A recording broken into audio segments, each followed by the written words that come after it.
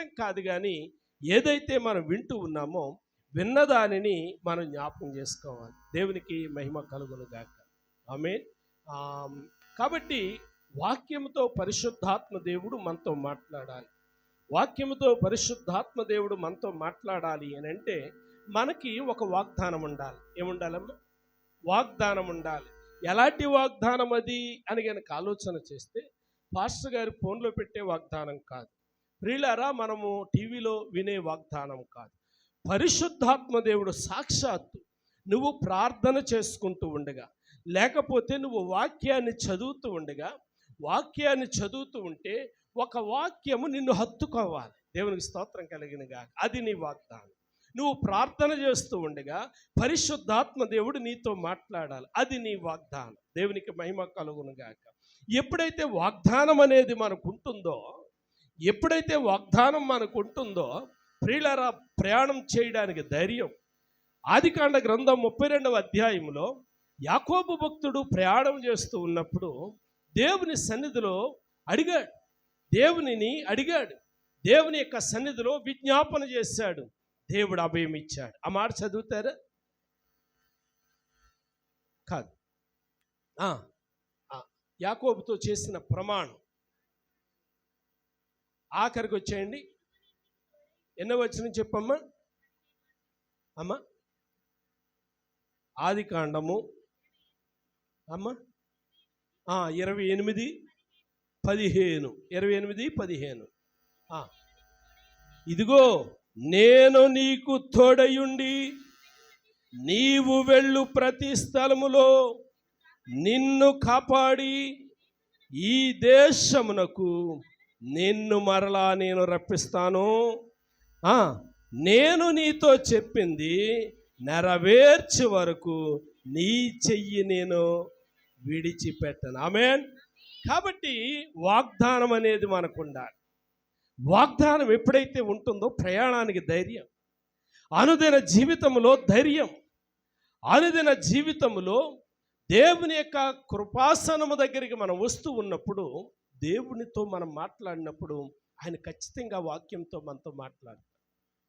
దేవునితో మనం మాట్లాడుతూ ఉన్నప్పుడు, దేవుని యొక్క వాక్యాన్ని ధ్యానం చేస్తూ ఉన్నప్పుడు ఖచ్చితంగా దేవుడు నీతో మాట్లాడుతూ ఉంటాడు.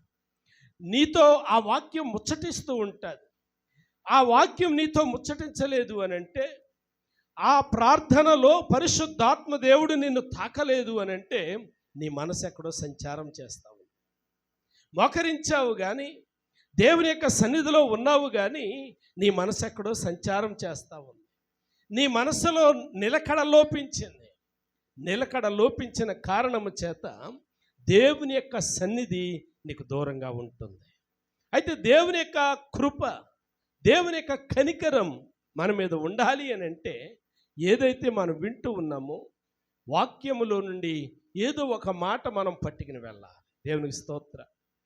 ఏదో ఒక వాగ్దానం పట్టుకుని వెళ్ళాలి. భక్తులైనటువంటి వారి చరిత్ర చూస్తే వాక్యాన్ని చదువుతూ ఉన్నప్పుడు కానీ, ప్రార్థన చేస్తూ ఉన్నప్పుడు కానీ, ఒక వర్తమానం వింటూ ఉన్నప్పుడు కానీ రక్షణ పొందినటువంటి అనుభవాలు ఎందరికో ఉంటూ ఉంటాయి.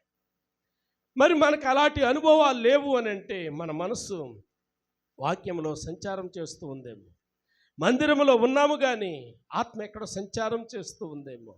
కాబట్టి కాసేపు దేవుని యొక్క సన్నిధిలో ఏకాగ్రతగా దేవుని మాటలు మాత్రమే వినడానికి మనల్ని మనం సిద్ధపాటు చేసుకుందాం. దేవుని యొక్క సన్నిధిలో దేవుని మాటలు వినడానికి మనల్ని మనం సిద్ధపాటు చేసుకుందాం. ఎప్పుడైతే సిద్ధపాటు కలిగినటువంటి మనసు ఉంటుందో ఖచ్చితంగా దేవుడు నీతో మాట్లాడతాడు. ఖచ్చితంగా దేవుడు నీతో మాట్లాడకుండా ఉండడు. ఆక్రందన ఎక్కడుంటుందో, పశ్చాత్తాపం ఎక్కడుంటుందో అక్కడ ఆయన ఉంటాడు. ఆగరు ఆక్రందన చేసింది. వినకుండా ఉన్నాడా? చూడకుండా ఉన్నాడా? మేలు చేయకుండా ఉన్నాడా? లేడు. మేలు చేయక ఆయన ఉండలేడు. ప్రియులారా, మేలు పొందుకున్న భక్తులు ఆరాధన చేయకుండా ఉండలే. అంటే నువ్వు ఆరాధన చేయలేకపోతూ ఉన్నావు అనండి, నువ్వు మేలు పొందుకోలేకపోతూ ఉన్నావేమో. నువ్వు మేలు పొందుకోవట్లేదు అనండి, ఎందుకు పొందుకోకపోతూ ఉన్నావు? యెషయా గ్రంథంలో 59వ అధ్యాయం అనుకుంటాను, మీకు నాకు మధ్య అగాధం ఉంది. ఏముందమ్మా? అగాధం ఉంది. అగాధం ఉండకూడదు. అగాధాన్ని పూడ్చాలి. ఆ అగాధాన్ని పూడ్చాలి. దేంతో పూడ్చాలి? చేన్లకు ప్రియులార గట్టులు తెగిపోయినప్పుడు మట్టితో అగాధాన్ని పూడుస్తారు. కానీ హృదయాలను వాక్యముని ప్రియులార గట్టుతో పూడ్చాలి, వాక్యంతో పూడ్చాలి, ఆరాధనతో పూడ్చాలి, ప్రార్థనతో పూడ్చాలి. ఎప్పుడైతే అలా చేయగలుగుతావో కృప కలిగిన దేవుడు నిన్ను దాటిపోడు. కృప కలిగిన దేవుడు నిన్ను దాటి వెళ్ళిపోడు ఆయన. ప్రియులారా, మనందరికీ కూడా తెలుసు, ఆ గుడ్డి భిక్షకుడు అరుస్తూ ఉన్నాడు. అందరూ కూడా గద్దిస్తూ ఉన్నారు కదా, అందరూ గద్దిస్తూ ఉన్నారు. ఎందుకు అరుస్తూ ఉన్నావు? కానీ ఆయన ఊరుకోలేదు. ఆయన ఆక్రందన చూశాడు దేవుడు. దేవునికి స్తోత్రం. మరి గుడ్డివాడి ఆక్రందన చూసిన దేవుడు, ప్రియులారా, ఒక భిక్షకుడి యొక్క ఆక్రందన విని నిలిచిన దేవుడు ఆయన పాదాలు పట్టుకుని గోజాడుతూ ఉంటే ఎందుకు విండు? ఆయన పాదాలు పట్టుకుని అడుగుతూ ఉంటే నిన్ను ఎలా దాటిపోగలడు ఆయన? నిన్ను దాటిపోతూ ఉన్నాడు అని అంటే నీ దగ్గర ఆక్రందన లేదేమో. నిన్ను దాటిపోతూ ఉన్నాడు అని అంటే నీ దగ్గర విజ్ఞాపన లేదేమో. నేను అడగట్లేదు, మనల్ని మనం పరిశీలించుకుందాం, మనల్ని మనం పరీక్షించుకుందాం. ఇది ఎవరిని వేసే ప్రశ్న కాదు. ఆయన నా దగ్గర నిలవలేకపోతూ ఉన్నాడు అని అంటే, ఆయన నాతో మాట్లాడలేకపోతూ ఉన్నాడు అని అంటే, ఆయన నా కొరకు ఒక వాగ్దానాన్ని ఇవ్వలేకపోతూ ఉన్నాడు అని అంటే, ప్రియులారా, మన దగ్గర నిల్చోటానికి ఆయనకి అవకాశం ఇవ్వట్లేదేమో. మన దగ్గరికి రావడానికి ఆయనకి అవకాశం ఇవ్వట్లేదేమో. ఆయనకి మనకి మధ్యలో అగాధం వచ్చేసిందేమో. అగాధాన్ని పూడ్చుకోవడానికి ప్రయత్నం చేద్దాం. ఈ మధ్యాహ్న కాల సమయంలో రెండు ప్రియమైనటువంటి బిడ్డలారా, ఇంకా ఒకవేళ ఏదైనా సంచలన మనసు ఉంటే ఆ సంచలనంతో కూడినటువంటి మనసును ప్రియులారా ఏకాగ్రతతో నింపి దేవుని పాదాల దగ్గరకు వచ్చి దయగలిగినటువంటి మాటలు వినడానికి ప్రియులారా మనం సిద్ధపాటు చేసుకుందాం. ఈరోజు నేను మీతో మాట్లాడాలి అనుకున్నటువంటి ఒక అంశం ఏమిటి అని అంటే ధనవంతుడు. ఏటమ్మా? ధనవంతుడు. లూకా సువార్తలో ఉన్నటువంటి 4 ధనవంతులను గురించి నేను జ్ఞాపకం చేయాలనుకుంటూ ఉన్నాను. ఎంతమంది అమ్మా? ఈ 4 ఎక్కడున్నారు? లూకా సువార్తలోనే ఉన్నారు. ఈ 4 ధనవంతులను కూడా ఈ మధ్యాహ్న కాల సమయంలో నేను మీ దృష్టికి తేవడానికి ఇష్టపడుతూ ఉన్నాను. ఈ 4 ధనవంతులు చాలా డబ్బున్నటువంటి ధనవంతులు అంటే మనకు తెలుసు. డబ్బున్నటువంటి వారు, విలాసమైనటువంటి జీవితాన్ని గడుపుతూ ఉన్నటువంటి వారు. ప్రియులారా, ఒకరోజు బిల్ గేట్స్ ప్రపంచ కుబేరుడు కదా, అంబానీ కంటే కుబేరుడు కదా, ఒకరోజు హోటల్కి వెళ్ళాడట. హోటల్కి వెళ్తే హోటల్లో భోజనం చేశాడు. ఆఖరిని పెద్ద పెద్ద హోటల్లో కొంచెం ఏదో టిప్స్ ఇస్తారు కదా. ప్రియులారా, అతడు ఇచ్చాడట, 10 రూపాయలు ఇచ్చాడట. ఆ వెయిటర్ అడిగాడట, సార్ మీరు ప్రపంచ కుబేరుడు, ఇదే హోటల్కి నిన్న మీ అమ్మాయి వచ్చింది, నిన్న మీ అమ్మాయి వచ్చి చక్కగా భోజనం చేసి వెళ్ళింది, నాకు 100 రూపాయలు ఇచ్చి వెళ్ళింది. మరి ఆ బిడ్డను కన్నా తండ్రి మీరు, మరి 1000 కోట్ల ఆస్తులు కలిగినటువంటి మీరు 10 రూపాయలు ఇచ్చారేంటి సార్ అని చెప్పి అడిగాడట. అప్పుడు ఆయన అంటూ ఉన్నాడట, ఆమె తండ్రి కుబేరుడు కానీ నా తండ్రి కుబేరుడు కాదు, నా తండ్రి కుబేరుడు కాదు. కాబట్టి డబ్బు విలువ ఆమెకి తెలియదు, డబ్బు విలువ నాకు తెలుసు. అంటే నేనేం చెప్పాలి అనుకుంటున్నానో తెలుసా? ధనం ఉండడం ప్రియులారా తప్పు కాదు, ధనం ఉండాలి. ధనం ఉండడం తప్పు కాదు, ధనాశ తప్పు. దేవునికి స్తోత్రం కలిగినగా. ధనం ఉండడం తప్పు కాదు. అపోస్తలుడైన పౌలు అంటాడు, ధనాశ సమస్తమైన కీడులకు మూలం. డబ్బు ఉండడం తప్పు కాదు. బైబిల్ గ్రంథంలో అబ్రాహామును గురించి ఆలోచన చేస్తే ధనవంతుడు కదా, ఇస్సాకును గురించి ఆలోచన చేస్తే ధనవంతుడు కదా, యాకోబును గురించి ఆలోచన చేస్తే ధనవంతుడు కదా. మన పితరులందరూ ధనవంతులే. దేవునికి స్తోత్రం కలిగిన గాక. ధనం ఉండడం తప్పు కాదు, ధనాశ తప్పు. ధనమును గురించి మనం ఆలోచన చేస్తే ఒకడు ధనవంతుడు, మన భాషలో చెప్పాలంటే తిన్నది అరక్క మంచం మీద కొట్టుకుంటూ ఉంటాడు. అదే సమయంలో దరిద్రుడు అర్ధాకలితో అలమటిస్తూ ఉంటాడు. గమనించండి ప్రియమైనటువంటి దేవుని బిడ్డలారా, ధనవంతుడు అయినటువంటి వాడిది ఒక బాధ, దరిద్రుడైనటువంటి వాడిది ఒక బాధ. ధనము మంచిది, ధనము ఉండాలి, ధనవంతులు ఉండాలి. కానీ ధనాశ మాత్రం ఉండకూడదు. ఎందుకు ఉండకూడదు అని కనుక ఆలోచన చేస్తే పౌలు భక్తుడు అన్నాడు, అది కీడుకు మూలం. అంత మాత్రమే కాదు, ప్రవక్త అయినటువంటి ఎలీషా దగ్గర ఉన్నటువంటి సహాయకుడు. ప్రియులారా, సేవకుడిని అడిగితే ఇచ్చేవాడే, కానీ ఆయన అడగకుండా ఆయన ధనాశకు పోయాడు. దేనికి పోయాడమ్మా? ధనాశకు పోయాడు. ఎవరు ఆయన? గెహాజీ. దాని ఫలితం ఏమిటి అని కనుక ఆలోచన చేస్తే, తన కుటుంబం అంతటికీ కూడా ఒక రోగాన్ని అంటించేలిపోయాడు. ఏ రోగం అది? కుష్ఠరోగం. ఆ కుష్ఠరోగం ఎలాగొచ్చింది అంటే వారసత్వంగా ఇచ్చేశాడు దేవుడు. కారణం ధనాశ. కాబట్టి ప్రియమైనటువంటి దేవుని బిడ్డలారా, మరి ధనం ఉండకూడదా? ధనం లేకపోతే అవసరాలు ఎలా తీరుతాయి అమ్మ? ధనం లేకపోతే ఎలా అవసరాలు తీరుతాయి? నాకు ఈరోజు బట్టలు కావాలి, ధనం లేకపోతే ఈ బట్టలు వస్తాయా? ఈరోజు సంఘంలో ఈ మైక్ కావాలి, ధనం లేకపోతే మైక్ ఉంటుందా? ప్రియులారా, మనం మందిరం కట్టుకోవాలి, ధనం లేకపోతే సంఘంలో బిడ్డలు ఇవ్వగలుగుతారా? ధనవంతులు లేకపోతే డబ్బులు ఇవ్వగలుగుతారా? రేపు కార్యక్రమాలు వస్తూ ఉన్నాయి, క్రిస్మస్ కార్యక్రమాలు వస్తూ ఉన్నాయి. ప్రియులారా, సంఘంలో కార్యక్రమాలు జరగాలి. ఎవరు కావాలి? ధనం కావాలి, ధనవంతులు కావాలి. ధనం తప్పు కాదు. ధనవంతులు లేకపోతే కార్యక్రమాలు సజావుగా జరగు. అమ్మ 10 కుర్చీలు కావాలి. ధనవంతులు ఉన్నటువంటి అవకాశాన్ని బట్టి పాస్టర్ గారు నేను ఇస్తాను అంటారు. ఇదో రేపు మన క్రిస్మస్ కార్యక్రమం జరుగుతూ ఉంటాయి. క్రిస్మస్ కార్యక్రమంలో ఇప్పటికీ కొంతమంది రెగ్యులర్గా కొన్ని చేసే పనులు ఉన్నాయి. పెద్ద సత్యనారాయణ గారు ఉన్నారు. వారు నిత్యము కూడా ప్రతి సంవత్సరము కూడా, పోయిన సంవత్సరం విష్ణు బాధపడితే వాళ్ళ తల్లిగారు అన్నారు, నీకు దేవుడు సహాయం చేసినంతకాలం నీవి పని చేయాలి. నేను మర్చిపోలేదన్నమాట, నేను మర్చిపోలేదు. అంతేనమ్మా దివ్య? నేను మర్చిపోలేదు. దేవుడు నిన్ను బలపరిచినంతకాలం నువ్వు చేస్తూనే ఉండాలి. కొంతమంది పండుగారు ఉన్నారు, బూర్లు మేమే అంటారు.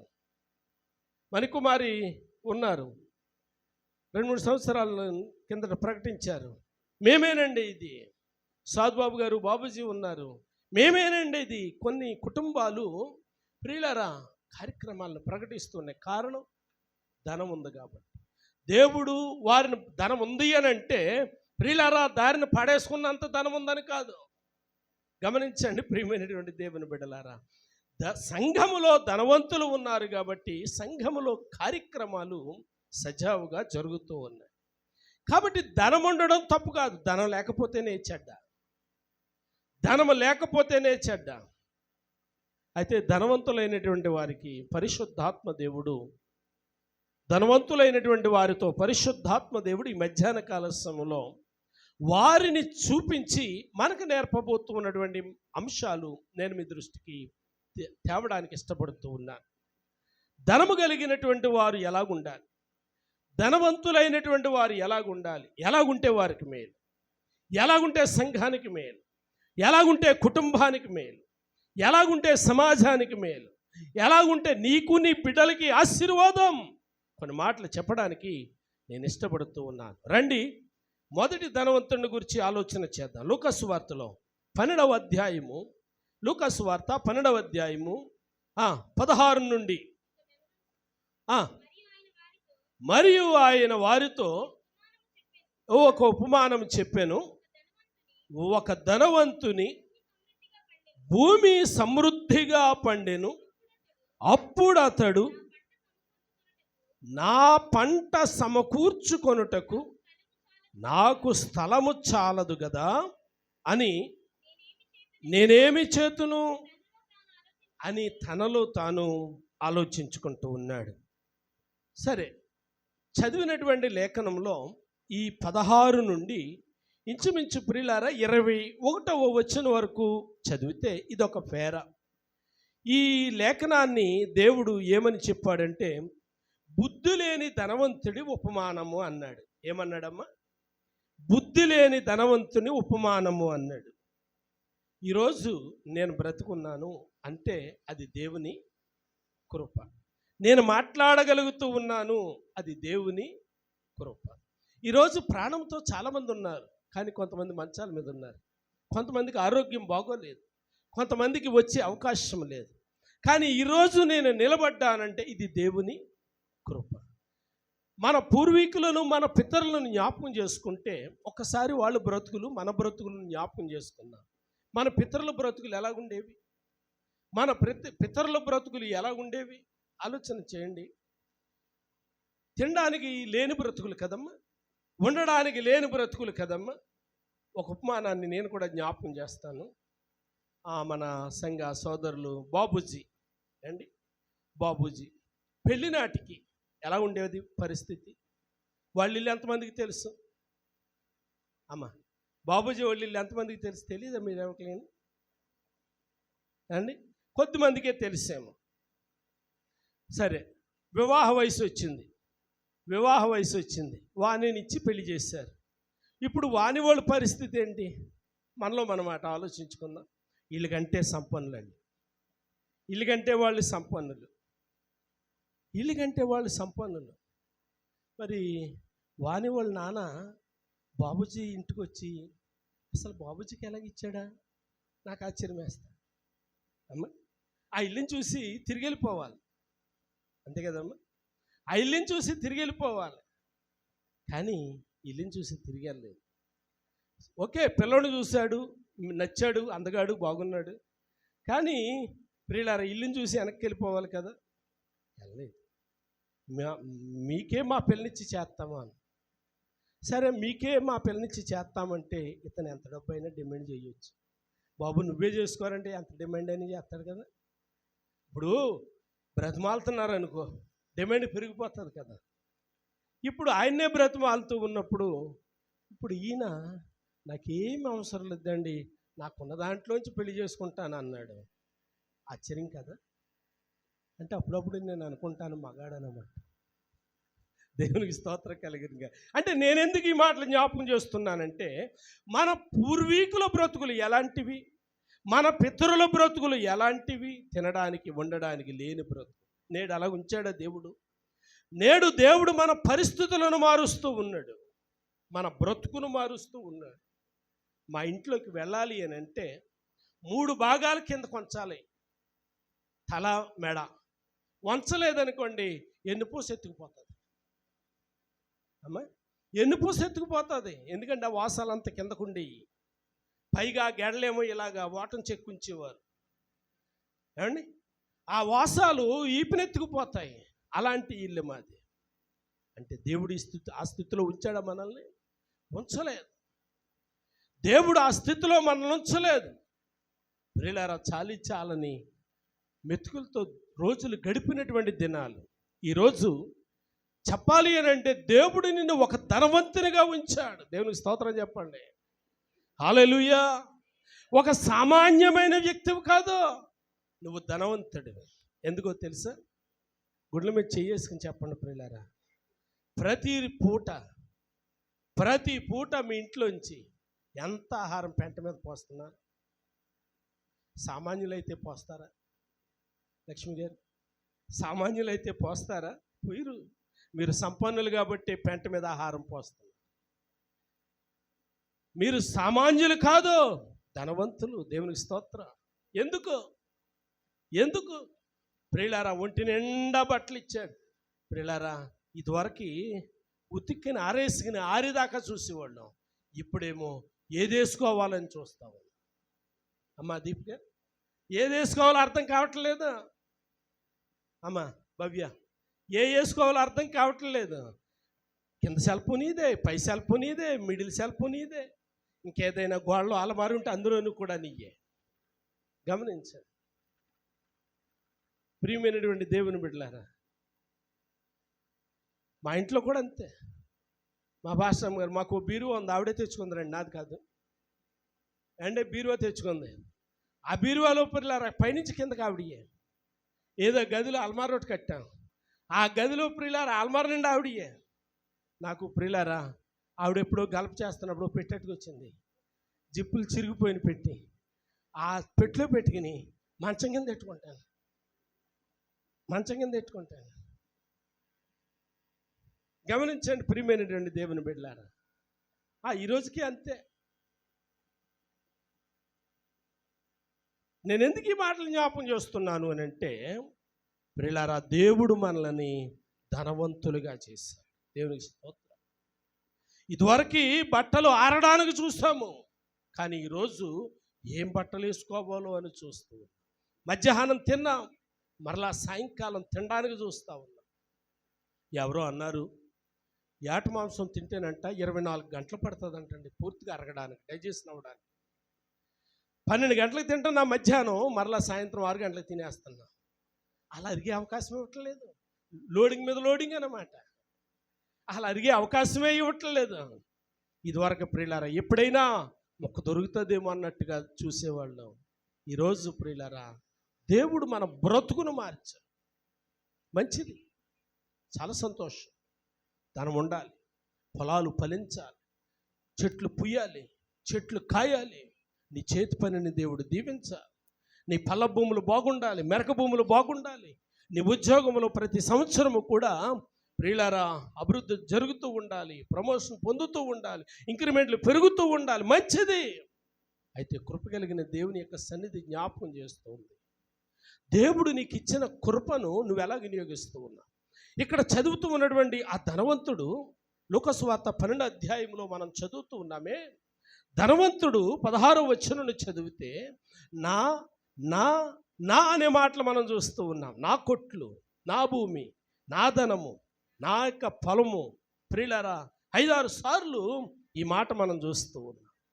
అంటే నేనెందుకు ఈ మాట జ్ఞాపకం చేయాలనుకుంటూ ఉన్నాను అని అంటే, ప్రియులారా ఆయన నాది నాది నాది నాది నాది అన్నట్టుగా ప్రియులారా ఆలోచన చేస్తూ ఉన్నాడు.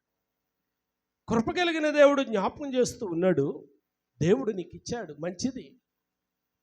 దేవుడు నీకు ఇచ్చాడు, మంచిది. ఈరోజు నీకు ఇచ్చిన దాంట్లో ఒకటి, నీ కుటుంబం కోసం ఆలోచన చేయి.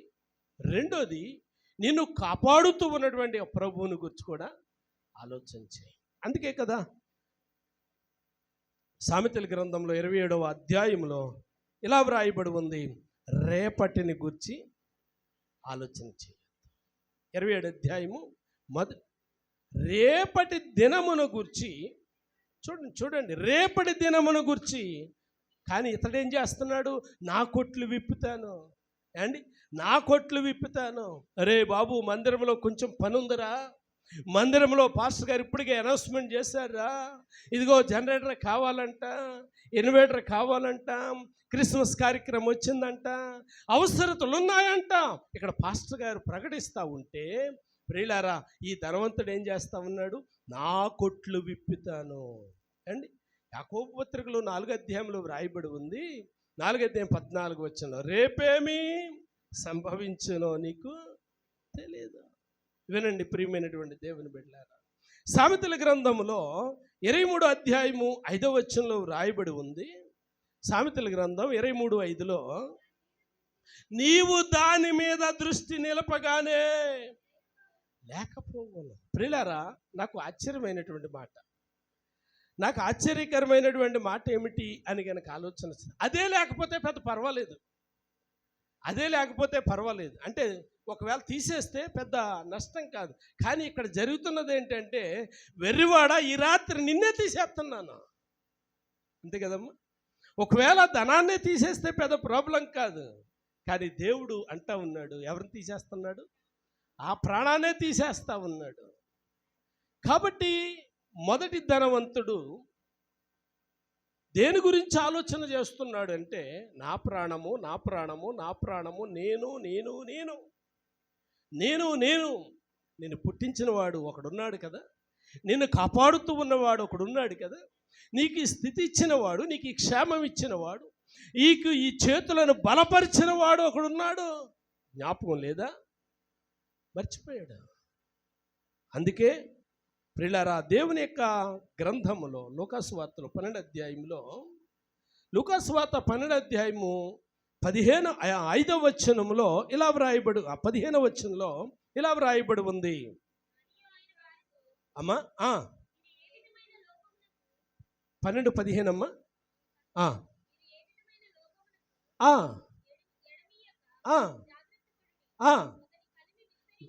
అది ఎన్నో వచ్చినమమ్మ 15. ఒకని కలిమి విస్తరించుట దాని జీవమునకు మూలము కాదు. వింటున్నారా? కలిమి జీవనానికి మూలం కాదు. కలిమి కావాలి, కలిమి జీవనానికి ముఖ్యం కాదు.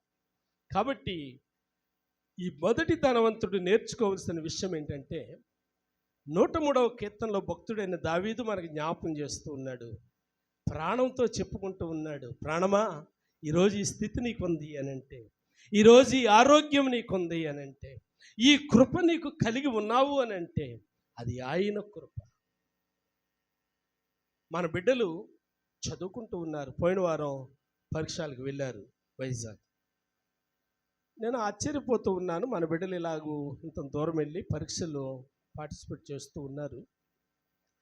అసలు మన పితరుల దినాల్లో చూస్తే మనకి అండమాన్లో, లండన్లో, బర్మాలో, రంగూన్లో ఉంటే అక్కడి నుంచి ఏదైనా ఉత్తరం రాస్తే వీళ్ళారు ఆ ఊర్లో కర్ణం గారు ఎక్కడ ఉన్నారని చూసి అక్కడ కట్టుకెళ్ళి ఉత్తరం చదివించుకునేవాళ్ళు. ఈ ఉత్తరం అక్కడ కట్టుకెళ్ళి చదివించుకునేవాళ్ళు. మరలా అక్కడ బర్మాలో నుండి, రంగూన్లో నుండి ఉత్తరం రాయాలంటే సెలవు రోజునే ఆయనే మహానుభావుడి దగ్గరికి వెళ్ళి ఉత్తరాలు రాసేవారు. కానీ ఈరోజు ప్రియులారా ఏ భాష అయినా సరే మన పిల్లలు చెప్పగలుగుతూ ఉన్నారు, మాట్లాడగలుగుతూ ఉన్నారు. కారణం అది దేవుని యొక్క కృప. అందుకే భక్తుడైన దావీదు జ్ఞాపకం చేస్తూ ఉన్నాడు, ప్రాణమా నువ్వెంత, నీ బ్రతుకెంత, నీ బ్రతుకు ఎలాంటిది? ఆ అరణ్యంలో గొర్రెలను కాసుకునే బ్రతుకునేది. తనతో తాను మాట్లాడుకుంటూ ఉన్నాడు, గొర్రెలను కాసుకునే బ్రతుకునేది. ఇదిగో దేవుడు ఒక అంతఃపురంలో నిన్ను ప్రవేశపెట్టి ఒక సింహాసనం మీద ఇశ్రాయేలీయులకు రాజుగా నిన్ను నియమించాడు అంటే నీ గొప్ప అనుకుంటున్నావా? దేవుడు నీ చేతిని ఇంత డబ్బు ఇచ్చాడు, అధికారం ఇచ్చాడు అంటే అది నీ గొప్ప అనుకుంటున్నావా? కాదు కాదు, ఆయన కృప. కాబట్టి ఒకవేళ ఎప్పుడైనా మర్చిపోతావేమో జాగ్రత్త. వింటున్నారా? మర్చిపోతావేమో జాగ్రత్త. ఇశ్రాయేలీయులకి దైవజనుడు మోషే ద్వారా ద్వితీయోపదేశ కాండంలో 4వ అధ్యాయం 5వ వచనం 6వ అధ్యాయంలో మాట్లాడుతూ ఉంటాడు. ఇదిగో మీరు కడుపారా తినిన తర్వాత మీ దేవుడని యెహోవాను మర్చిపోతారేమో జాగ్రత్త. అందుకే దావీదు జ్ఞాపకం చేస్తున్నాడు, నా ప్రాణమా మర్చిపోవద్దు. ఈరోజు ఈ పొలాలు పుష్పించినయ్యేనంటే, ఈరోజు ఈ చెట్లు కాసినయ్యేనంటే, ఈరోజు ఈ పళ్ళ భూములు పండినయ్యేనంటే, ఈరోజు ఈ ఉద్యోగం కలిగి ఉన్నాను అంటే, ఈరోజు ఈ స్థితి కలిగి ఉన్నానంటే, ఈరోజు ఈ గృహము కలిగి ఉన్నాను అని అంటే అది ఆయన కృప కదా. ప్రియులారా, ఎంతమంది చేతులెత్తి ఆయనకు వందనాలు చెప్పగలుగుతూ ఉన్నారు ఆయన చేసిన మేలును బట్టి? ఎంతమంది ఆయనకు కృతజ్ఞతలు చెప్పగలుగుతున్నారు ఉదయాన్నే లేచి? ప్రభువా, రాత్రి నిద్రిస్తున్న సమయంలో నన్ను, నా ప్రాణాన్ని కాపాడు, నా కుటుంబాన్ని కాపాడు, నీకు వందనాలు నాయన అని ఎంతమంది చెప్పగలుగుతూ ఉన్నారు? చాలామంది వింటూ ఉంటాము మరణ వార్త. ఎలా చచ్చిపోయిందమ్మా, రాత్రి భోజనం చేసి పడుకుందమ్మా, పొద్దుట్లో చూసేసరికి మాట్లాడతలేదమ్మా అంటే నిద్రలో ఏమైపోయారు? చచ్చిపోయారు. కానీ నీవు నిద్రిస్తున్న సమయంలో దేవుడు ఏ తెగులు నీ గుడారానికి సంభవించకుండా 91వ కీర్తనలో ఉన్న వాగ్దానాన్ని నీ ఇంటి చుట్టూ ఉంచాడు. ఆమేన్. 91వ కీర్తనలో ఉన్న వాగ్దానాన్ని నీ ఇంటి చుట్టూ ఉంచి నిన్ను, నీ బిడ్డల్ని కాపాడితే ఉదయాన్నే లేచి ఏం చేస్తావు నువ్వు? నా నా నా నా నా అందుకే పరిశుద్ధాత్మ దేవుడు జ్ఞాపకం చేస్తున్నాడు, ఈ ధనవంతుడు ఎలాంటి వాడు అని అంటే, ప్రియులారా, నాతో సరిపెట్టుకున్నటువంటి వాడు, నాది నాది నాది అంటూ సరిపెట్టుకున్నవాడు. అందుకే కృప కలిగిన దేవుడు హెచ్చరిస్తూ ఉన్నాడు, ఒకని కలిమి జీవమునకు మూలం కాదు. వింటున్నారా? కాబట్టి మనం నేర్చుకోవాల్సింది ఏంటంటే, దేవుడు మనల్ని హెచ్చించినప్పుడు, దేవుడు మనల్ని దీవించినప్పుడు దావీదు అంటాడు, అయ్యా ఇంత బంగారం నువ్వు ఎలాగిచ్చావయ్యా అని అడుగుతున్నారు మందిరానికి కదమ్మా. ఇంత బంగారం నువ్వు ఎలా సమకూర్చావయ్యా అని అడిగితే ఆయన అంటాడు, దేవుని మందిరం మీద నాకున్న, ఆ మాట చెప్పండి, మక్కువ. బా, ఎంత అద్భుతమైన మాట అండి. అంటే ప్రియులారా, దావీదుకున్నటువంటి మక్కువ మనకు ఉండాలి. దేవుని పని కొరకు మక్కువ ఉండాలి అండి. మనం అనుకోవచ్చు, నా దగ్గర ₹1,00,00,000 ఉంటేనండి పాస్టర్ గారు ₹1,00,000 ఇచ్చేద్దానండి మందిరానికి అనుకోవచ్చు. మా ఇంటి దగ్గర మందిరం ఉంటుంది, మీ అందరికీ తెలుసు. మందిరం సరిపోవట్లేదని ఆ ప్రక్కనే స్థలం ఇచ్చుకుని అక్కడ హాల్ కింద కట్టారు. అది అలాగే ఇచ్చుకుని అలా కట్టడానికి 50 లక్షల రూపాయలు అయింది. సరే అది కట్టారు, సరిపోద్ది అనుకున్నారు. అది సరిపోవట్లేదు, అది సరిపోవట్లేదు. సరే మరి ఇప్పుడు ఏం చెయ్యాలి? ఈ ప్రక్కన ఉన్నటువంటి మందిరాన్ని తీసేసి దాన్ని పెద్ద చేద్దామన్నారు. ఉన్న స్థలం సరిపోదు అన్నారు. ఆ పక్క ఆయన అన్నాడు, నా స్థలం ఇస్తాను కట్టండి అని. ప్రియులారా, స్థలాన్ని కట్టడానికి, మందిరాన్ని కట్టడానికి సిద్ధపడుతూ ఉన్నారు. మరి డబ్బు కావాలి కదా, డబ్బు ఎక్కడి నుంచి వస్తుంది? ఎవడిస్తారు డబ్బు? పెద్దలు అన్నారు, సంఘం అన్నది, దేవుడు ఇస్తాడు, మీరు కట్టండి, మొదలెట్టండి పని అన్నారు. సంఘం అన్నది, దేవుడు ఇస్తాడు. ఎవడిస్తారేంటి? ఎవరిని అడుగుతారు మీరు? ఎవరిని అడగవసరం లేదు, దేవుడిని అడగండి, దేవుడే ఇస్తాడు. ప్రియులారా, సంఘం ప్రార్థన చేసింది, పని మొదలుపెట్టింది. కాంట్రాక్ట్ ఇచ్చేద్దామన్నారు, ఇచ్చేసారు. 2 స్లాబ్లు వేసి ఇవ్వడానికి కాంట్రాక్టు 30 లక్షలు. తాపి మేస్త్రి, మెటీరియల్ కాకుండా రాజేష్ 2 స్లాబ్లు వేయడానికి. అంటే మందిరం ఎలా ఉంటుందో చూడండి, మందిరం యొక్క విస్తీర్ణం ఎలాగుంటుందో ఆలోచన చేయండి, దానికి వాడే మెటీరియల్ ఎలాగుంటుందో చూడండి. వీళ్ళారా 30 లక్షలు కాంట్రాక్ట్ ఇచ్చారు. పని జరుగుతూ ఉంది. వీళ్ళారా, బిడ్డలు ముందుకు వస్తూ ఉన్నారు. దేవుడు మమ్మల్ని దీవించాడండి. ఇదిగోండి, ఈ మందిరానికి ఇదిగో ఈ పనంతా మేమే చేస్తాం, ఈ పనంతా మేమే జరిగిస్తాం. కొన్ని కుటుంబాలు ముందుకు వస్తూ ఉంటే ఆశ్చర్యం వేస్తాం. అంటే దేవుడు నిన్ను ప్రేమించిన కొలది నువ్వేం చెయ్యాలి? దేవుని పని కొరకు సహకరించాలి. కానీ ధనవంతుడు ఏం చేస్తా ఉన్నాడు అని అంటే, ప్రియులారా, నాది నాది నాది అనుకుంటూ ప్రియులారా చేతులు బిగగట్టుకుని కూర్చున్నాడు. మనం అలా ఉండకూడదు. నా దగ్గర ₹1,00,00,000 ఉంటే ఇస్తాను కాదు, నీ దగ్గర ఏది ఉందో అదే దేవునికి ఇవ్వాలి. ఆమేన్. నీ దగ్గర ఉన్నదానిలో నుండే దేవుని పని కొరకు ఇవ్వాలి. ఇవ్వకపోతే కుదురుతుంది. దేవుడు డబ్బులు ఇస్తేనే దీవిస్తానని ఆయన అనలేదా? కానుకతో వస్తేనే రండి అని ఆయన అనలేదా? అన్నడమ్మా? అనలేదు. కానుకతో సంబంధం లేదు. కానీ ఆయన పని కొరకు భక్తులైనటువంటి వారు చేసినటువంటి త్యాగాలను మనం జ్ఞాపకం చేసుకుంటే ఇచ్చిన కొలది దీవించబడ్డారు, ఇచ్చిన కొలది ఆశీర్వదించబడ్డారు. దావీదుని మనం జ్ఞాపకం చేసుకుంటే అంటాడు, అయ్యా ఇంతగానని హెచ్చించడానికి నేనెంతటి వాడు. ఆ కుటుంబం ఏపాటిది? ఏదైనా బ్యాక్గ్రౌండ్ కలిగిన కుటుంబాలా? ఈరోజు వార్త ఏంటంటే, ఒక ఎంపీ, మన ఆంధ్ర ఎంపీ సుబ్బరామిరెడ్డి అనుకుంటాను ఆయన పేరు, 5,700 కోట్లు ప్రభుత్వం మాఫీ చేసింది. ఎంత? 5,700 కోట్లు. ఎందుకు మాఫీ చేశారయ్యా అని అడిగారు.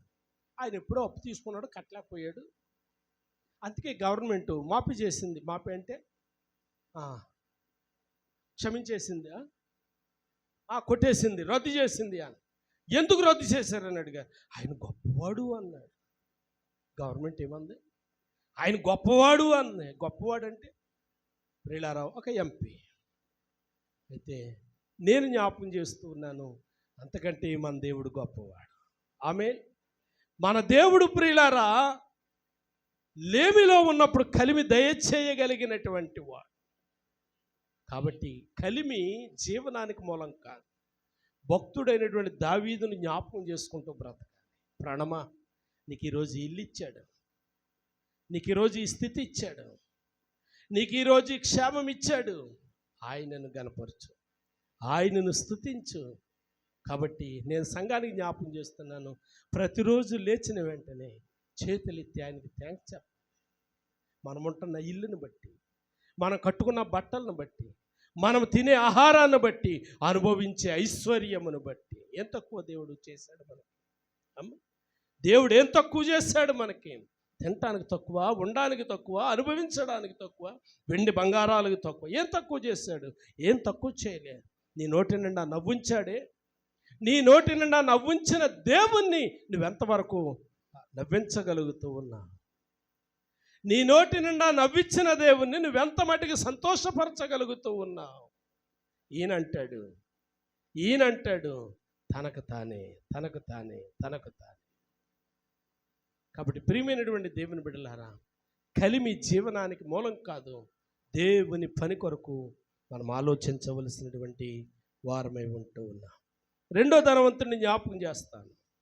16వ అధ్యాయము 19వ వచనంలో, 16వ అధ్యాయము 19వ వచనం. మనందరము కూడా ఎన్నో ఏండ్లుగా ఈ లేఖనాలు చదువుతూ ఉన్నాం. ఎన్నో లేఖనాలు ప్రియులారా మనం చదువుతూ ఉన్నాం. మనందరికీ కూడా తెలుసు, అయినా చదువుదాము. ధనవంతుడు ఒకడుండెను, అతడు ఊదా రంగు బట్టలను సన్నపు నార వస్త్రములను ధరించుకొని ప్రతిదినము బహుగా సుఖపడుచుండువాడు. చాలు ప్రియులరా, ఈ రెండవ ధనవంతుడు ఎలాంటి వాడు అని గనక ఆలోచన చేస్తే నేను అనుకుంటూ ఉన్నాను, కాకిలాగా కలకాలం బ్రతికే కంటే హంసలాగా 6 నెలలు బ్రతికి ఎంజాయ్ చేసేద్దాం అనుకున్నటువంటి బ్రతుకు అన్నమాట. కాకిలాగా కలకాలం ఉండే కంటే ఉన్నంత వరకే ఎంజాయ్ బ్యాచ్ అన్నమాట. ఎంజాయ్ బ్రతుకు అన్నమాట. ఎంజాయ్ బ్రతుకు ప్రియులారా, అది బట్టల విషయంలో కావచ్చు, లేకపోతే తిండి విషయంలో కావచ్చు, షికారుల విషయంలో కావచ్చు, ఏ విషయంలో అయినా కావచ్చు. ఎంజాయ్ టీం అన్నమాట ఇదే. ఈ ధనవంతుడు ఎలాంటి వాడు అని అంటే సుఖభోగములను మరి ఎరిగినటువంటి వాడు. నేనంటాను, సుఖం తప్పంటారా? దేవుడు మన గృహాలను ఇచ్చాడు ప్రియులారా, కరెంట్ ఇచ్చాడు, ఫ్యాన్లు ఇచ్చాడు. ఇప్పుడు మీరు మంచం దగ్గరికి వెళ్ళి మంచం మీద ఫ్యాన్ వేసుకుని చక్కగా పడుకుంటున్నాం. సుఖం కోసమే కదా, రిలాక్స్ అవుతున్నాం కదా, కొంచెం రిలాక్స్ అవుతున్నాం కదా. ఏసీ ఉన్న వాళ్ళు ఏసీ వేసుకుంటున్నారు. ప్రియులారా, ఈ వేసవిలో కొంచెం సేద తీర్చబడాలనే కదా. ఇది తప్పంటారా? ఇది తప్పంటారా?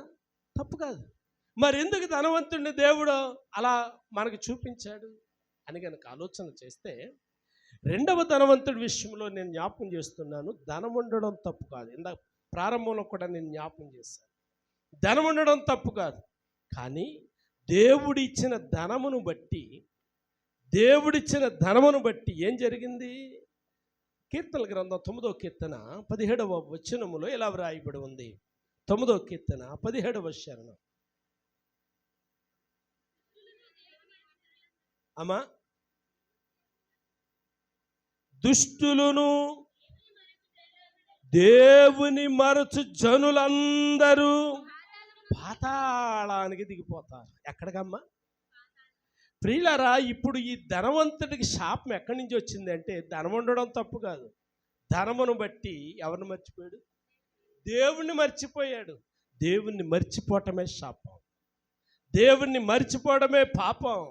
అందుకే కాబోలు ప్రియ దేవుని బిడ్డలారా, ఆ 16వ అధ్యాయము 19 నుండి మనం అలా చదువుకుంటూ వెళ్తే ధనవంతుని గురించి ఇలా రాయబడి ఉంది. అప్పుడు అతడు పాతాళములో ఏమని రాయబడి ఉంది?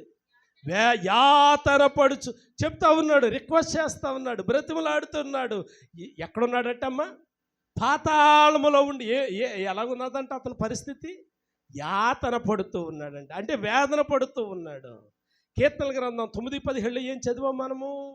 దేవుని మరిచేవారందరూ పాతాళమునికి దిగిపోదురు. వినండి, డబ్బు తప్పు కాదు, ధనము తప్పు కాదు, ధనం ఉండాలి. అయితే దేవుణ్ణి మర్చిపోవటం శాపం. తప్పు కాదు, శాపం. దేవుణ్ణి మరవకూడదు. ఆ పక్కనే దరిద్రుడు ఉన్నాడు, మనకు తెలుసు. పరిస్థితులను లెక్కలో పెట్టుకోలేదు, దేవుణ్ణి ఆరాధన చేస్తూ ఉన్నాడు. ఇతనుకున్నటువంటి పరిస్థితిని బట్టి దేవుణ్ణే మర్చిపోయాడు. ప్రియులారా, మనకున్నటువంటి సౌకర్యాలు దేవుణ్ణి మర్చిపోయేలాగా చేస్తున్నాయేమో, అది మనకు శాపం. వింటున్నారా? మనకున్నటువంటి సౌకర్యాలు అంటే మనకున్నటువంటి స్థితి, పరిసరాలు, మన బట్టను చూసుకున్నాం, ఒంటి మీద ఉన్న బంగారాన్ని చూసుకున్నాం, వెండిని చూసుకున్నాం. ప్రియులారా, సకల సౌకర్యాలు చూసుకుని ఆహా ఇది నా ఘనత కదా. ఏమైపోయాడు నెబుకద్నెజరు? ఏమనుకున్నాడు? ఇది నా ఘనత కదా, ఇది నేను కట్టింది కదా, ఇది నా బుద్ధి కదా అన్నాడు. వెంటనే ఏమైపోయాడు? పశువు మనసు వచ్చింది, అరణ్యానికి తరిమి వేయబడ్డాడు. ప్రియులారా, అక్కడ ఒక జంతువులాగా ఒక పశువులాగా ఏం చేశాడట? గడ్డి వేశాడట. ఒక పక్షిలాగా వానకి తడిచాడు. వినండి ప్రియమైనటువంటి దేవుని బిడ్డలారా, నేను రెండో మాట కూడా ముగిస్తూ ఉన్నాను. దేవుని మరిచే స్థితిలో ఉండకూడదు. అందుకే దావీదు అన్నాడు, ఆయన చేసిన ఉపకారములలో దేనిని మరిచిపోకో. మరి నీ ఒక్కసారి గుండెల మీద చేసుకుని ఆలోచన చేయి. దేవుడు నీ పట్ల చూపినటువంటి కృప, ఎన్నిసార్లు దేవునికి స్తోత్రాలు చెప్పావు, ఎన్నిసార్లు థ్యాంక్స్ చెప్పావు నువ్వు. అయ్యా ఈ బిడ్డలు నువ్వు ఇచ్చావు నాయన, నీకు స్తోత్రాలు. ఇదిగో ఈ బిడ్డలకి ఇచ్చిన ఆరోగ్యాన్ని బట్టి నీకు స్తోత్రాలు, ఈ బిడ్డలకి ఇచ్చిన ఉద్యోగమును బట్టి నీకు స్తోత్రాలు, నా బిడ్డలకి ఇచ్చిన అందమును బట్టి నీకు స్తోత్రాలు. అబ్బా, ఈ మాట చెప్తూ ఉన్నప్పుడు నాకు ఆశ్చర్యం వేస్తూ ఉంటుంది. ఒకప్పుడు దళితులు మనబడినటువంటి మన బిడ్డలు ఎలాగుండేవారంటే, ఓ కాలు ఇటు, ఓ చెయ్యిటు, ఓ కన్నటు, ఓ పన్నిటు. అంటే సరైనటువంటి వైద్యాలు లేక పోలియో అని రకరకాల సమస్యలతో ఉండేవారు. కానీ దేవుడు నేటి దినాన్ని అంత అందమైన బిడ్డలను దేవుడు మనకి ఇస్తూ ఉన్నాడు. అంత అందమైన బిడ్డలను దేవుడు మనకి ఇస్తూ ఉన్నాడు. ఏ లోపం లేని బిడ్డలను దేవుడు మనకి ఇస్తూ ఉన్నాడు. చేతులెత్తి చెబుతూ ఉన్నావా ఆయనకి? చేతులెత్తి స్తోత్రాలు చెప్పగలుగుతూ ఉన్నావా? నేను అందగెత్తను కదా అండి, మరి నేను అందగాడిని కదా అనుకుంటున్నామా? మనలను బట్టి అతిశయపడుతూ ఉన్నామేమో అమ్మా, మనలను బట్టి అతిశయపడుతూ ఉన్నామేమో. భక్తుడైన దావీదు అంటాడు, ప్రాణమా ఆయన చేసిన మేలులు ఏది కూడా మర్చిపోవద్దు. ఈరోజు ఆయన ఇచ్చినటువంటి కృప. మూడో మాట జ్ఞాపకం చేస్తాను. మూడో ధనవంతుడు ప్రియులారా, లూకాసు వార్త 18వ అధ్యాయం. లూకాసు వార్త 18వ అధ్యాయం 23 నుంచి మనం చదివితే, అతడు మిక్కిలి ధనవంతుడు. చాలు వినండి ప్రియులారా, అతడు మిక్కిలి ధనవంతుడు. ఎవరు అతడంటే అక్కడ ఎవరి గురించి అయితే మనకు దేవుడు పరిచయం చేశాడు, అతడు ఎలాంటి వాడంటమ్మా? మిక్కిలి ధనవంతుడు. అంటే ప్రియులారా, జాగ్రత్తగా ఈ మాట మీరు వినాలని నేను కోరుకుంటూ ఉన్నాను. దేవుడి దగ్గరికి వచ్చాడు. సరే, దేవుడి దగ్గరికి వచ్చి అడుగుతూ ఉన్నాడు, నాయనా మంచి మార్గాన్ని నేను నడవాలనుకుంటూ ఉన్నాను. ఉపదేశం కోసం వచ్చాడు, సూచనల కోసం వచ్చాడు, సలహా కోసం వచ్చాడు. కానీ దేవుని దగ్గరికి వచ్చిన తర్వాత తను తాను ఉపేక్షించుకోలేకపోయాడు, తను తాను తగ్గించుకోలేకపోయాడు. మత్తయి సువార్తలో 10వ అధ్యాయం 38వ వచనంలో వ్రాయబడి ఉంది, తను తాను తగ్గించుకోలేనివాడు, నా సిలువను ఎత్తుకొని ప్రయాణం చేయలేనివాడు నా రాజ్యంలో ఉండడానికి అర్హుడు కాదు. ప్రియమైనటువంటి దేవుని బిడ్డలారా, అతనుకున్నటువంటి పరపతిని బట్టి, అతనుకున్నటువంటి ధనాన్ని బట్టి అతిశయం కలిగి ఉపదేశాన్ని వినడానికి ఒప్పుకోలేదు. రావడం సరైన వ్యక్తి దగ్గరికే వచ్చాడు, కానీ ఉపదేశ క్రమాన్ని అంగీకరించలేకపోయాడు, ఉపదేశాన్ని ఒప్పుకోలేకపోయాడు, ఉపదేశాన్ని అంగీకరించలేకపోయాడు. ప్రియులారా, ఏం జరిగింది అని కనుక ఆలోచన చేస్తున్నట్లయితే, ప్రియులారా 18వ వచనం ఒకసారి చదువుదామా? 18 అమ్మా, ఒక అధికారి ఆయనను చూచి, సద్బోధకుడా, నిత్య జీవమునకు నేను వారసునవ్వాలంటే నేనేం చెయ్యాలి? బాగానే ఉంది ప్రశ్న. ఎవరి దగ్గరికి రావాలో ఆయన దగ్గరికే వచ్చా.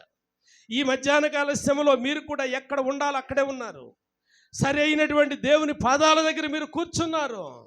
సరైనటువంటి యేసునాథుని పాదాల దగ్గర కూర్చొని యేసునాథుని మాటలు వింటూ ఉన్నారు. అంతరంగంలో ఏమైనా సంచలనం కలుగుతూ ఉందా? అంతరంగంలో మరో అభిప్రాయం కలుగుతూ ఉందా? యేసు ప్రభు దగ్గరికి వచ్చాడు, కానీ అంతరంగంలో ప్రియులారా నిలకడలేనితనం వల్ల వెనక్కి వెళ్ళిపోయాడు.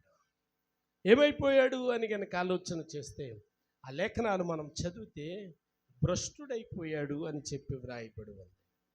ప్రియులారా, ఆఖరిగా 4వ మాట చెప్పి నేను ముగించడానికి ఇష్టపడుతూ ఉన్నాను. లూకాసు వార్తలో 19వ అధ్యాయం 1వ వచనం, ఆయన సంచరించుచు యెరికో పట్టణములో ప్రవేశించి దాని గుండగా పోవుచుండెను.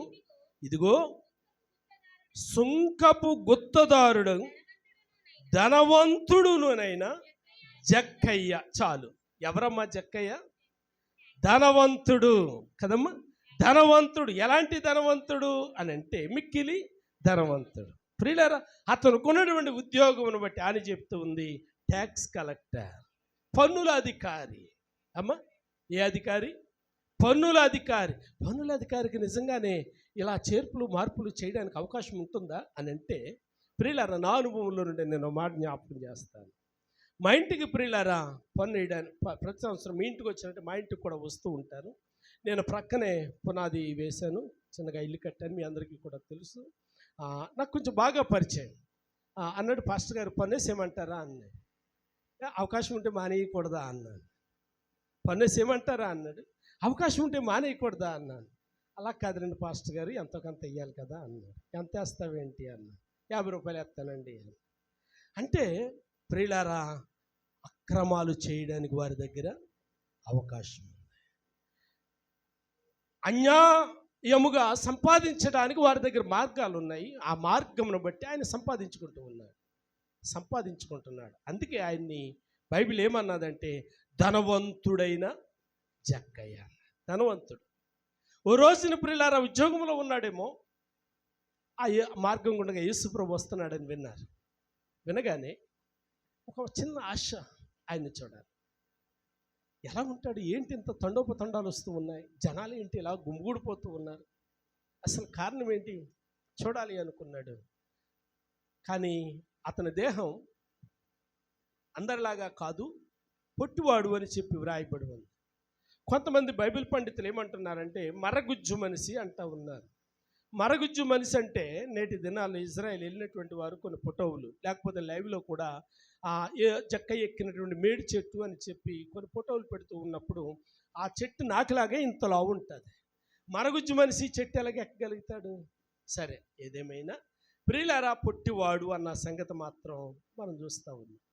శరీరము సహకరించకపోయినా, వింటున్నారా, శరీరము సహకరించకపోయినా, ఇందాక నేను అన్నాను కదా, నా దగ్గర ఏముంటాయండి పాస్టర్ గారు, మీ పోషణ అంతా నేనే చేద్దునండి అనేటట్టుగా కాకుండా ఉన్నదానిలో నుండే ప్రియులారా ఒక అవకాశాన్ని కలిగించుకున్నాడు. ఏ అవకాశము? ఏమైనా సరే నేను ఆయన్ని చూడాలి. అందుకే కదా రాయబడింది, యేసు ఎవరో అని చూడగోరి ప్రియులారా అంతరంగంలో ఆశ పుట్టింది. చూడాలి. ధనవంతుడు, నిజానికి అతడు ట్యాక్స్ కలెక్టర్ కాబట్టి నిజంగా అక్కడ కొంతమందిని పిలిచి, ఆయన ఎవరో వస్తున్నారంట, నేను ఆయన్ని చూడాలి, కొంచెం మార్గం క్లియర్ చేయంటే చేయొచ్చు బహుశా. కానీ ఎవరికి ఆజ్ఞాపించలేదు. ఆయనే ప్రియులారా అక్కడికి వెళ్ళాడు, పైకి ఎక్కాడు. ఎక్కిన తర్వాత ఇంకో విచిత్రం, యేసుతో పాటు శిష్యులు ఉన్నారు కాబట్టి యేసు వస్త్రధారణ, శిష్యుల వస్త్రధారణ ఒకటిలా ఉంటుంది. ఇప్పుడు నిజానికి యేసు ప్రభువుని గుర్తుపట్టగలుగుతాడంటారా? గుర్తుపట్టలేడు. కానీ యేసు ప్రభు అక్కడికి వచ్చిన తర్వాత యేసు ప్రభు ఆయన ఎరిగిన వాడు కాబట్టి అక్కడికి వచ్చి పిలిచాడు, కిందకి దిగి వచ్చాడు. ఇక్కడ నేను మీకు మాట జ్ఞాపకం చేయాలి. ఎప్పుడైతే యేసు ప్రభు వారు పిలిచారో అతడి అంతరంగాన్ని పూర్తిగా మార్చుకున్నాడు. దేవునికి స్తోత్రం. అతడి యొక్క మాట, అతని యొక్క భావం, అతని యొక్క హావభావాలు మనం ఆలోచన చేసినట్లయితే యేసుతో మాట్లాడుతున్నటువంటి విధానం ఒక ధనవంతుడిలాగా కాకుండా ఒక పాపిగా మాట్లాడుతూ ఉన్నాడు. దేవునికి స్తోత్రం. ఒప్పుకోలుతో మాట్లాడుతూ ఉన్నాడు, పశ్చాత్తాపంతో మాట్లాడుతూ ఉన్నాడు. అంటే నేనేం జ్ఞాపకం చేయాలనుకుంటూ ఉన్నాను అని అంటే, ఇతను కూడా ధనవంతుడే, కానీ యేసు ప్రభు వారు ఇతను ఏమన్నారు అని అంటే, పైన ఉన్నటువంటి ధనవంతుల జాబితాలో చేర్చలేదు ఆయన్ని. ఈయన కూడా ధనవంతుడే కదా, చేర్చొచ్చు, కానీ ఆయన ఆ జాబితాలో చేర్చలేదు. ఎందుకు చేర్చలేదు? యేసు ప్రభుకి ఏమైనా ఇచ్చాడా? యేసు ప్రభుకి ఏమి ఇవ్వలేదు, ఆయన అడగలేదు కూడాను. కానీ యేసు ప్రభు ఈయన్ని గురించి ఏమన్నాడంటే, ఇతడు అబ్రహాము కుమారుడు. అబ్బా, ఎక్కడికి తీసుకుపోయాడు? కారణం అతనిలో ప్రియులారా పశ్చాత్తాపం, అతనిలో ప్రియులారా ఒప్పుకోలు, అతనిలో ప్రియులారా వినయం, విధేయత, తన్ను తాను తగ్గింపు. ఎక్కడికి తీసుకుపోయింది అని అంటే ప్రియులారా దేవుని రాజ్యమే అతని దగ్గరికి దిగొచ్చేసింది అన్నట్టుగా ఇతడు అబ్రహాము కుమారుడు అని చెప్పి యేసు ప్రభు ప్రశంసించి ఒక ఉన్నతమైన భాగ్యాన్ని ఆయనకి అనుగ్రహించాడు. నేను ముగిస్తూ ఒక మాట మీకు జ్ఞాపకం చేస్తూ ఉన్నాను. 4 ధనవంతులను జ్ఞాపకం చేస్తాను. ఏ ధనవంతుడి జాగాలో నువ్వు ఉన్నావు? ఏ ధనవంతుడి జాబితాలోనూ ఉన్నావు? మొదటివాడా, రెండోవాడా, మూడోవాడా? ఈ ముగ్గురు కూడా యేసు అయిష్టలే. కానీ నాలుగో వాడిని చూస్తే ప్రియులారా, యేసు ప్రభు మెచ్చుకున్నాడు, యేసు ప్రభు అభినందించాడు, యేసు ప్రభు దీవించాడు. కారణం ఏంటో తెలుసా? తన తప్పిదాన్ని ఒప్పుకున్నాడు. అంత మాత్రమే కాదు, సంఘం యొక్క శ్రేయస్సు కొరకు, సమాజం యొక్క శ్రేయస్సు కొరకు నేనేదైనా చేయగలుగుతానని ముందుకు వచ్చాడు. అంటే ఆయన చెప్పిన మాట ఏంటో తెలుసా? 4 అంతలు చెల్లిస్తానన్నాడు. ఎంతమ్మా? 4 అంతలు. అంటే ఇప్పుడు ప్రియులారా, 100 రూపాయలు పన్ను రావాల్సిన వాళ్ళకి 400 పన్ను వచ్చింది అనుకో, అంటే వారి చేతిలో అధికారం ఉంది కాబట్టి వాళ్ళు వేస్తారు. మనం అడగడానికి అధికారం లేదు. ఇప్పుడు కరెంటు పన్ను బిల్లులు వస్తున్నాయి, తెలుసు కదా ప్రియులారా. కొంతమంది ఎస్సీ వర్గానికి బిల్లులు కొన్ని సబ్సిడీ ఉంటాయి, పర్వాలేదు. కానీ అలాంటి వాళ్ళకి బిల్లులు చూస్తూ ఉంటే లైట్ వేసుకోవాలంటే భయం వేస్తుంది, లైట్ వేసుకోవాలంటే భయం వేస్తుంది. ఎందుకు అనంటే అడుగుతూ ఉంటే ఏమోనండి, పోయిన నెలకి ఈ నెలకి సంబంధం లేదు, మార్చారండి, మేము మార్చినట్టుగా బిల్లు ఇస్తున్నాం, అంతే వారి దగ్గర సమాధానం. ఇప్పుడు 100 రూపాయలు పన్ను వేయవలసిన అడుగు 400 రూపాయలు పన్ను ఎత్తే అడగడానికి ఏమీ లేదు మనకి. కానీ ఇప్పుడు ఈయన అంటాడు, నేను ఎవరి దగ్గర అయినా అన్యాయంగా తీసుకుంటే 4 అంతలు చెల్లిస్తాను. అంటే ప్రియులారా, 400 బిల్లు వేసాడు అనుకోండి, ఇప్పుడు ఆయన అంటున్నాడు, నేను అన్యాయంగా వేసాను కాబట్టి 4 నాళ్ళు ఎంత, 1600 రూపాయలు నేను తిరిగి ఇస్తాను. అంటే ఒప్పుకున్నాడు. ప్రియ దేవుని బిడ్డలారా, మరి మనము ఒప్పుకుంటున్నామా, కప్పుకుంటున్నామా? కప్పుకునేవారిగా ఉండకూడదు, ఒప్పుకునేవారిగా ఉండాలి.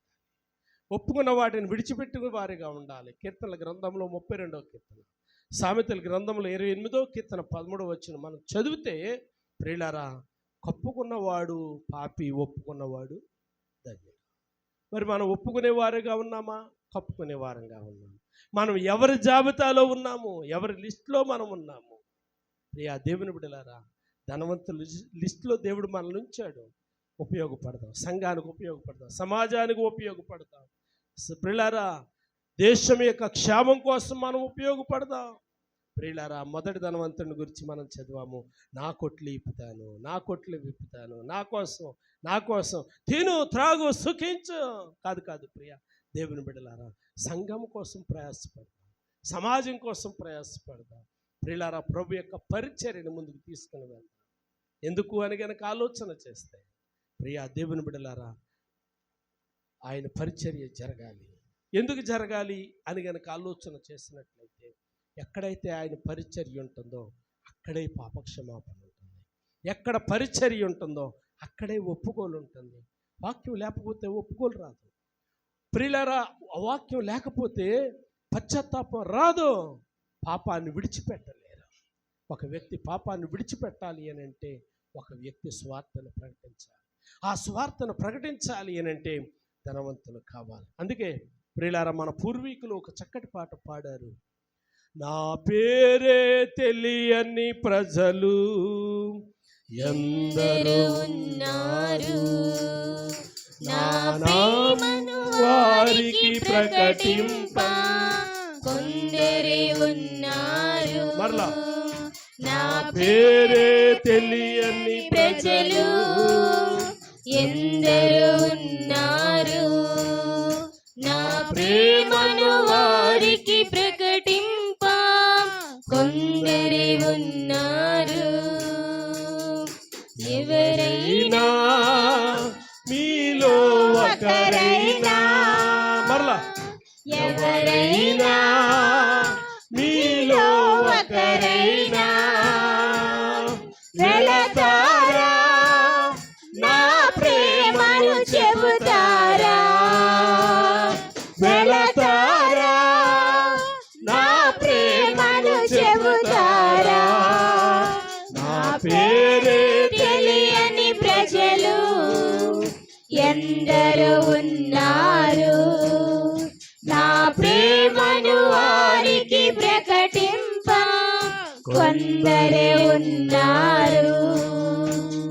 వెళ్ళగలిగితే మీరు తప్పక వెళ్ళండి,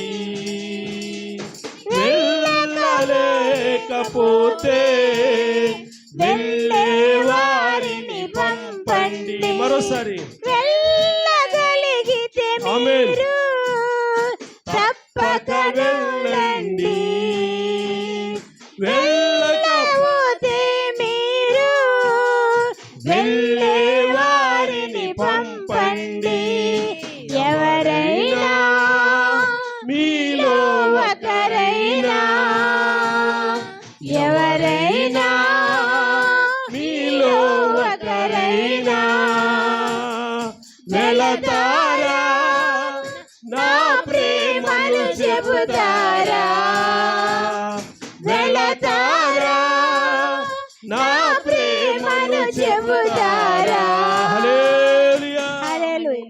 చూడండి ప్రియా దేవుని బిడ్డలారా, వెళ్ళగలిగితే మీరు వెళ్ళండి, వెళ్ళకపోతే వెళ్ళేవారిని పంపండి. పని చేసేవారిని పంపాలి అని అంటే పంపేవారు కావాలి. దేవునికి స్తోత్రం. పంపేవారు కావాలి. ఆ పంపేవారిలో నువ్వు అక్కడ పోయి ఉండాలి. పంపబడడానికి సహాయం చేసే వారిలో నువ్వు అక్కడ కావాలి. ఆ సువార్త అనే విత్తనాలు వేయడానికి, ఆ పంపేవారిని ప్రోత్సహించడానికి ఆ గుంపులో నువ్వు ఒకరివి కావాలి. మరి మనం ఎలాగుంటూ ఉన్నాము? వెళ్తున్నామా? వెళ్ళేవారిని పంపగలుగుతూ ఉన్నామా? చేసేవారికి ప్రోత్సాహం ఇవ్వగలుగుతూ ఉన్నామా? చేసేవారికి ప్రియులారా పుర్రి గొల్పగలుగుతూ ఉన్నామా? వారికి చేయూతనివ్వగలుగుతూ ఉన్నాము. అనేకులు చేయాలని ఆశ ఉంది, చేయలేకపోతున్నారు. కారణం ఏంటో తెలుసా? పరిస్థితులు అనుకూలించట్లేదు.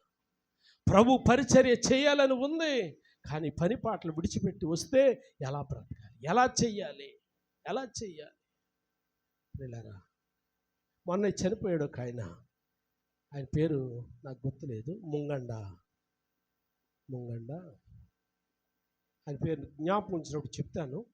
ప్రియులారా, ఆయన ఉద్యోగం విడిచిపెట్టి ప్రభు ఆయనకి దర్శనం ఇచ్చాడట. నువ్వు నా పని చెయ్యాలి, నువ్వు నా పని చెయ్యాలని దర్శనం ఇస్తే ఆయన పని చేయటం ఎలా చేయాలి అర్థం కావట్లేదు. ప్రభు మాట్లాడుతూ ఉన్నాడు, నువ్వు నా పని చేయి, నువ్వు నా పని చేయి. నేను బోధించలేను, మరి ఎలా చేయగలుగుతాను? నేను ఎలా చేయాలి పరిచర్య ఆలోచన చేస్తూ ఉన్నాడు. ఇంతలో అతనికి దేవుడు ఒక వాక్యం ద్వారా మాట్లాడాడు. ఏంటి ఆ వాక్యము అని అంటే, ఊరూరా నా మాట నువ్వు తెలియచేయి అన్నాడు. ఊరూరా నా మాట తెలియచేయంటే నేను నోరిప్పైతే మాట్లాడలేను, కానీ ఆయన మాటలు నేను తెలియచేస్తానని చెప్పి ఇప్పుడు కుటుంబాన్ని విడిచిపెట్టి, ఉద్యోగాన్ని విడిచిపెట్టి ఒక సైకిల్ తీసుకున్నాడు, ఒక అట్టపెట్టోడు తీసుకున్నాడు, సంచిలో 2 జతల బట్టలు పెట్టుకున్నాడు, ప్రియులారా కొన్ని రంగు డబ్బాలు పెట్టుకున్నాడు, తిరగడం ప్రారంభించాడు. ఎక్కడ ఖాళీ స్థలం దొరుకుతుందో మీరు చూసే ఉంటారు, చాలా కరెంటు స్తంభాల మీద, గోడల మీద యేసు రక్తమే చేయమని, యేసు రక్తం ప్రతి పాపం నుండి విడుదల చేస్తుందని, యేసుక్రీస్తు అందరికీ ప్రభు అని. ముంగండ శాంతారావు గారు ప్రియులారా, ఆయన ఊరూరా పరిచర్య చేసుకుంటూ వెళ్ళిపోతూ ఉన్నాడు. ఇంటి దగ్గర నుండి కదిలినప్పుడు కొన్ని డబ్బాలు ప్రియులారా కొనుక్కుని పెట్టుకున్నాడు. ఇక ఊరి మీదకి బయలుదేరిన తర్వాత ఎక్కడ సందర్భపడితే అక్కడే ఎవరో ఒకరు అరుగు మీద పడుకోవటం, అక్కడ నలుగురు వచ్చి పరిచయం చేసుకుని, ఏంటయ్యా నువ్వు ఇక్కడ పడుకున్నావు, ఎవరు ఏంటి అని అడిగితే, ఇదిగో నా చరిత్ర ఇది అని చెప్తే వాళ్ళు ఏదైనా పావుల డబ్బులు ఇస్తే ఆ పావుల డబ్బులతో మళ్ళాడికి రంగులు కొనుక్కొని ఊరూరా ప్రియులారా, భారతదేశంలో ఎన్ని రాష్ట్రాలు ఉన్నాయో అన్ని రాష్ట్రాలు సైకిల్ మీద సంచరించి ప్రియులారా క్రీస్తు వాక్యాలని ఇంటింటి గోడల మీద, కరెంటు స్తంభాల మీద, ఏ రాష్ట్రానికి వెళ్తే ఆ రాష్ట్రం భాష నేర్చుకుని, ఏ రాష్ట్రం వెళ్తే ఆ రాష్ట్రాన్ని రాయడానికి భాష నేర్చుకుని ప్రియులారా ప్రతి గోడల మీద, కరెంటు స్తంభాల మీద రాస్తూ సుదీర్ఘకాలము ప్రభు యొక్క పరిచర్య చేసి మనని చనిపోయాడు. నేను ఎందుకు ఈ మాటలు జ్ఞాపకం చేస్తున్నా అంటే, వెళ్ళగలిగితే మనం వెళ్దాం, వెళ్ళకపోతే వెళ్ళే వారిని పంపిద్దాం. ప్రభు పరిచర్య జరుగుతూ ఉండగా, ప్రభు పని జరుగుతూ ఉండగా, ప్రభు నిన్ను ప్రేరేపించినప్పుడు ఎప్పుడు దాచుకోవద్దు ప్రేరేపణని, ఎప్పుడు వెనక్కి లాక్కోవద్దు. అది ఏ విషయంలో కావచ్చు. దేవుడు నిన్ను ఎంత ప్రేరేపిస్తున్నాడో అంత మట్టికి ప్రభు పని చేయడానికి. అందరూ ఒకే పని చేయలేరు, అందరూ ప్రార్థన చేయలేరు, అందరూ బోధకులు కాలేరు, అందరూ పరిచారకులు కాలేరు. కొంతమంది తుడుస్తారు, కొంతమంది కడుగుతారు, కొంతమంది బోధిస్తారు, కొంతమంది ప్రియులారా మరొక సహాయం చేయగలుగుతారు. కిరణ్ గారు లాంటి వాళ్ళు అన్నీ చేయగలుగుతారు. దేవుని స్తోత్రం కలుగునుగా. కాబట్టి కృప కలిగిన దేవుడు మనకే వరం ఇచ్చాడు, ఏ తలాంతులను ఇచ్చాడు, ఏ కృప ఇచ్చాడు, ఏ దీవెనలు ఇచ్చాడో ఆ దీవెనలో ప్రియులారా మనము పాతుకుపోదాం, దేవుని వైపు తిరుగుదాం. ప్రియులారా మనము ఆ మొదటి ధనవంతులాగా ఉండకూడదు, రెండో ధనవంతులాగా ఉండకూడదు, మూడో ధనవంతులాగా ఉండకూడదు. మరి ఎవరిలాగా ఉండాలి? నాలుగో ధనవంతుడు తన్ను తాను తగ్గించుకొని సిలువను మోయడానికి, అంటే తను తాను ఉపేక్షించుకొని చేసిన ద్రోహమును. ధనమును బట్టి అహంకారం లేదు, ధనమును బట్టి అతిశయం లేదు, తను తాను తగ్గించుకున్నాడు, ప్రభు పాదాల దగ్గరకు వచ్చాడు. మరి మనం రాగలుగుతూ ఉన్నాము, ప్రభు పని ప్రోత్సహించగలుగుతూ ఉన్నాము. దేవుడు మనకిచ్చి కూడా, దేవుడు మనల్ని బలపరిచినా కూడా నా దగ్గర ఏమీ లేదండి పాస్టర్ అంటున్నావా? దేవుడితో నువ్వు అంటున్నావా, ఇదిగో దేవుడా నువ్వు కనుక నాకు ఇది ఇచ్చుంటే అది చేద్దును, ఇది చేద్దును అంటూ, ఇంతకంటే ఏం కావాలి నీకు? ఇప్పటికే దేవుడు నిన్ను ఒక ఉన్నతమైన స్థితిలో ఉంచాడు. మన పూర్వీకులు బ్రతుకులు జ్ఞాపకం చేసుకోండి. నేను ఎన్నో పర్యాయాలు జ్ఞాపకం చేశాను, మరోసారి జ్ఞాపకం చేస్తూ ఉన్నాను. గింజి కూడా తాగడానికి తికానే లేని బ్రతుకులు. ప్రియులారా, ప్రతి పూట దేవుని మహాకృపను బట్టి ఎక్కడికో ఒక దిక్కుకి వెళ్తూ ఉంటే వాళ్ళు పెట్టే ఆహారం చూస్తే నా కళ్ళంట నీళ్ళు వస్తూ ఉంటాయి. ప్రభువా, గింజకి తికానే లేని బ్రతుకు, ఎంత శ్రేష్టమైన ఆహారం ఇచ్చావు. ఇది నీ కృప కాదా? ఇది నీ కనికరము కాదా? ఇది నీ గొప్పతనము కాదా? నిన్ను ప్రేమించిన హేతువు చేత కాదా? నిన్ను వెంబడించిన హేతువు చేత కాదా? అలాగైతే కృప కలిగిన దేవుడు మరి నిన్నెంత ఇచ్చించాడు, నిన్నెన్న దీవించాడు, నిన్నెంతగా ప్రియులారా ఆశీర్వదించాడు. ఎక్కలేనంత శిఖరంపై ఇప్పుడు నిన్ను ఉంచాడు. నాకు లేదనే మాట దేవునితో చెప్పొద్దు, నాకు తక్కువ ఉంది అని దేవునితో చెప్పొద్దు. ఉన్నదానికి కృతజ్ఞతలు చెల్లించడం నేర్చుకుందాం. దేవుడి వర్తమానాన్ని దీవించునుగాక. పరిశుద్ధుడైన మా తండ్రి, గనుడవైన మా ప్రభువానికి వందనాలు. ఈ మధ్యాహ్న కాల సమయంలో మీరు మాతో మాట్లాడినందుకు నీకు స్తోత్రం. విన్న వాక్యం బిడ్డలకి దీవెనకరం, ఆశీర్వాదకరంగా యేసు నామములో అడుగుచున్నాను.